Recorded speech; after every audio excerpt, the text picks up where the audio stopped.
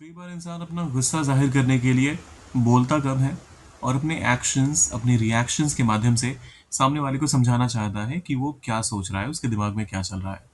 आँखें दिखाना एक ऐसा ही फ्रेज़ है। हिंदी में हम कॉमनली बोल देते हैं, इंग्लिश में क्या कहेंगे? उसने आँखें दिखाई, ही शोड हिज़ आइज़। नहीं नो, वो मतलब क्या ही बहुत गलत हो जाएगा। उससे उसने गुस्से में मुझे आँखें दिखाई, he showed me his eyes in anger. अरे कम ऑन, ऐसा थोड़ी ना होगा। आइए देखते हैं कि इसे इंग्लिश में हम कैसे कहेंगे। शुरू करने से पहले चैनल पर अगर आप नए हैं तो सब्सक्राइब कर दीजिएगा। ये आपके लिए फ्री है, मेरे लिए बहुत बड़ा एनकरेजमेंट। अगर कुछ नया सीखने को मिलता है तो hit that like button and don't forget to leave a comment as well. Comment में क्या लिखना है थोड़ी देर में बताता हूँ। करते हैं शुरुआत। आँखें दिखाना के लिए आप इंग्लिश में एक वर्ब का इस्तेमाल करते हैं, ग्लेयर। ग्लेयर का एक और मतलब होता है, लेकिन यहाँ हम कैटेगोरिकली आँखें दिखाना वाला जो मीनिंग है, उस पे फोकस करेंगे। करते हैं शुरुआत। पहला एग्जाम्पल आता है, उसने गुस्से में मुझे आंखें दिखाई।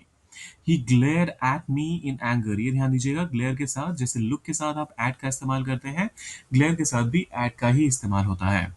सो he glared at me in anger. दूसरा एग्जाम्पल आता है, बच्चों को आंखें दिखाने से काम नहीं चलता। Glaring at children doesn't work any more.